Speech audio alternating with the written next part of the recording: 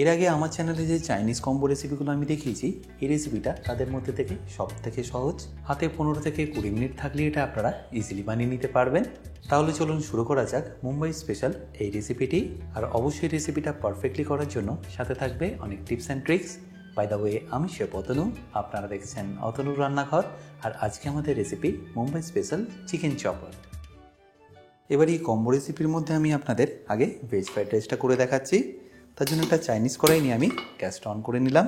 তারপর এর মধ্যে দিয়ে দেবো সাদা তেল, খুব বেশি লাগবে না, 4 থেকে 5 চা চামচ নিয়ে নিলেই হবে। তারপর তেলটি একটু গরম হলে তাতে দিয়ে দেবো কয়েকটা স্টার আনিস, তারই সাথে 1.5 চা চামচ আদা কুচি এবং 2 চা চামচ চপড গার্লিক বা চপ রসুন।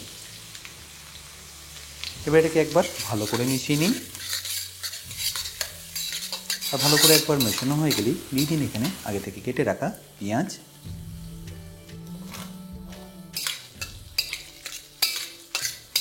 পেঁয়াজের কাটিংটা আপনারা আশা করি নিশ্চয়ই বুঝতে পারছেন। এইরকমই কাটিং যদি আপনারা বিস্তারিত দেখতে চান বা কোন রেসিপির জন্য কী কাটিং লাগবে সেটা আপনারা দেখতে চান, তাহলে আপনারা ফলো করতে পারেন আমার বেসিক কুকিং কোর্স, যেটা আপনারা পেয়ে যাবেন আমার নিজস্ব ওয়েবসাইট www.otonurrannaghar.com-এ। এছাড়াও কোর্সের লিঙ্কটা আমি ডেসক্রিপশানে দিয়ে রেখেছি। তাছাড়াও যদি আপনাদের কোর্সটা কিনতে অসুবিধা হয়, আপনারা এই নাম্বারে ফলো আপ করতে পারেন। আর পেঁয়াজটা হালকা একটু ভাজা হয়ে গেলেই আমি এখানে দিয়ে দেবো গাজর আর বিনস। যারা মুম্বাইতে থাকেন তারা হয়তো এটা নিশ্চয়ই ট্রাই করেছেন, বাট আজকে দেখুন এই কম্বোটা আপনারা বাড়িতেও কত সহজে বানিয়ে নিতে পারবেন। এই ভাজার সময় এখানে আপনারা দিয়ে দেবেন স্বাদ মতো নুন। আমি এখানে অল্প পরিমাণে এখন দিলাম, পরে আমি রাইসটার সাথে আবারও ব্যবহার করব। মোটামুটি ভেজিটেবলটা যখনই দেখবেন প্রায় 70% মতো কুক হয়ে গেছে, তখন এখানে দিয়ে দিন পেঁয়াজ পাতার সাদা অংশ। তারপর সেটাকেও এরই সাথে ভালো করে ভেজে নিন। এই ভেজিটেবলগুলো ভাজার সময় আপনারা ফ্লেমটা কিন্তু লো রাখবেন, নাহলে ভেজিটেবলগুলো কুক হবে না ভালো করে। এরপর যখনই দেখবেন ভেজিটেবলটা মোটামুটি কুক হয়ে আসবে, তখন এখানে ঝালের জন্য দিয়ে দিন কাঁচা লঙ্কা। প্রায় 3 থেকে 4 মিনিট পরে এই সব ভেজিটেবল এখন পারফেক্টলি কুক হয়ে গেছে।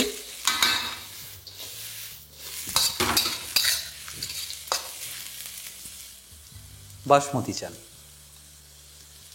আর রাইসটা দেওয়ার পরে আমি এখানে দিয়ে দিচ্ছি স্বাদ মতো নুন। নুনটা একটু বুঝে দেবেন, কারণ সয়া সসের মধ্যেও কিন্তু নুন থাকে। এরপরে দিয়ে দিচ্ছি আমি এখানে 1.5 থেকে 2 চা চামচ ডার্ক সয়া সস, সাথে অল্প একটু চিনি, আর সবশেষে 1 থেকে 1.5 চা চামচ আজিনামোটো।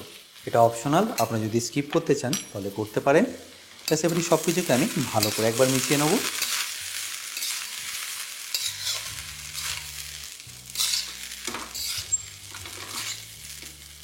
আচ্ছা, এখানে চাইলে আপনারা অল্প একটু ভিনিগারও অ্যাড করতে পারেন, তাতে টেস্টটা একটু টকটক হবে।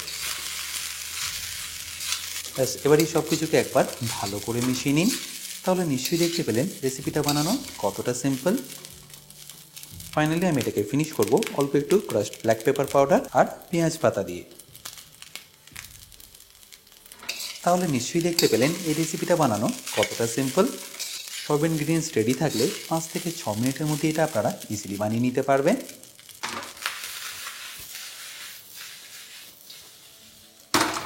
এটা সার্ভ করার জন্য একটা স্পেশাল প্লেটিং হয়, সেটা আপনাদের করে দেখাবো। আর তার আগে আমি চিকেনটাকে রেডি করে নিচ্ছি।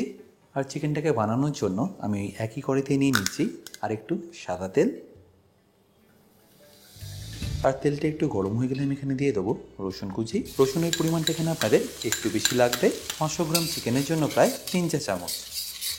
এবার গ্যাসের ফ্লেমটা মিডিয়াম রেখেই এটাকে আপনাদের 30 থেকে 40 সেকেন্ড একবার ভালো করে মিশিয়ে নিতে হবে, যাতে এর জাস্ট যে কাঁচা গন্ধটা আছে সেটা চলে যায়। আর ভালো করে একবার মেশানো হয়ে গেলেই আমি এখানে দিয়ে দেবো চিকেনগুলোকে দেখুন আমি ঠিক কীভাবে কেটে নিয়েছি। ঠিক এরকম ছোটো ছোটো করে আপনারা কেটে নেবেন, অবশ্যই কিন্তু বোনলেস চিকেনই নিয়ে নেবেন। আমি এখানে টোটাল 500 গ্রাম বোনলেস চিকেন নিয়ে নিয়েছি। আর দেওয়ার পরে এই চিকেনগুলোকে একবার ভালো করে আপনাদের মিশিয়ে নিতে হবে।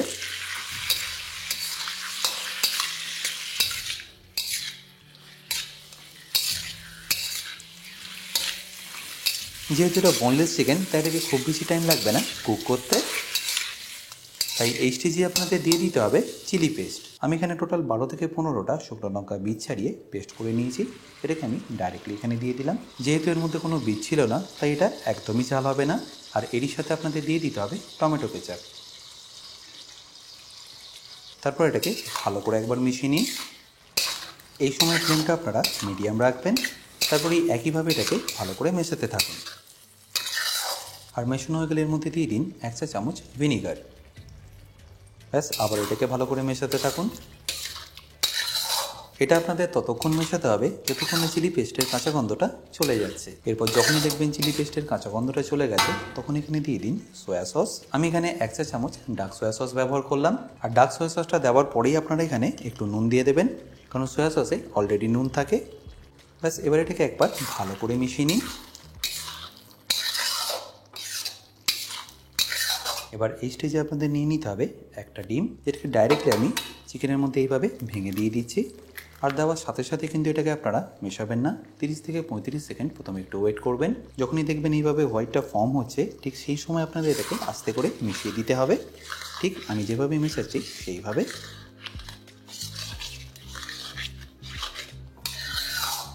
আপনারা এর আগে হয়তো অনেকবারই চাইনিজ চিকেন বানিয়েছেন, বাট একবার এই পদ্ধতিতে বানিয়ে দেখুন।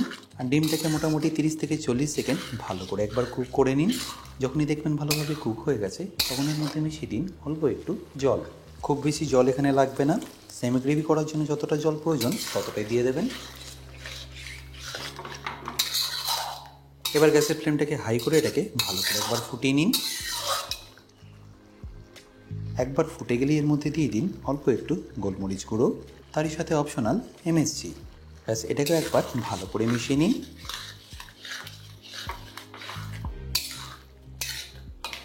ব্যাস, তারপর ফাইনালি এটাকে ঘন করার জন্য দিয়ে দিন কর্নস্টার্চ স্লারি। খুব বেশি দেবেন না, যতটা প্রয়োজন ততটুকুনি দিয়ে দেবেন। আমি এখানে 2 চা চামচ দিয়ে দিলাম।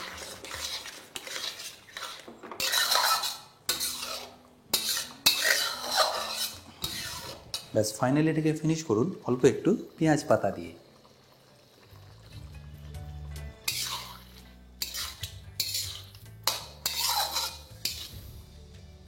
এবার এই কম্বোটা সার্ভ করার জন্য আমি এখানে একটা সানি সাইড আপ বানাবো। তার জন্য গ্যাসটা অন করে আমি এখানে নিয়ে নিচ্ছি অল্প একটু সাদা তেল। তারপর এটাকে একবার ভালো করে এইভাবে স্প্রেড করে নিন। এরপর যখনই দেখবেন তেলটা ভালো করে গরম হয়ে গেছে, তখন এখানে দিয়ে দিন ডিম। আর ডিমটা দেওয়ার পরে আপনাদের খুব বেশি এটাকে নাড়াচাড়া করতে হবে না। জাস্ট স্লো ফ্লেমে এইভাবেই এটাকে রেখে দিন 30 থেকে 40 সেকেন্ডের জন্য। সাথে অবশ্যই এটাকে সিজন করুন অল্প একটু নুন, সাথে একটু ক্রাশড ব্ল্যাক পেপার দিয়ে। এবারে সব কিছুকে আমি আপনাদের সার্ভ করে দেখাচ্ছি। আশা করি সম্পূর্ণ রেসিপিটা আপনাদের নিশ্চয়ই ভালো লেগেছে। আর ভালো লাগলে প্রতিবারের মতো আমাকে কিন্তু কমেন্টে জানাতে ভুলবেন না। এবার এটা যেরকম করে সার্ভ হয় আমি সেরকম করে আপনাদের দেখাচ্ছি। তার জন্য রাইসের মাঝখানটা আপনাদের এইভাবে একটু খালি করে নিতে হবে। আর রাইসটার মাঝখানটা এইভাবে ফাঁকা করে নিয়ে চিকেনটাকে এর মধ্যে দিয়ে দিন।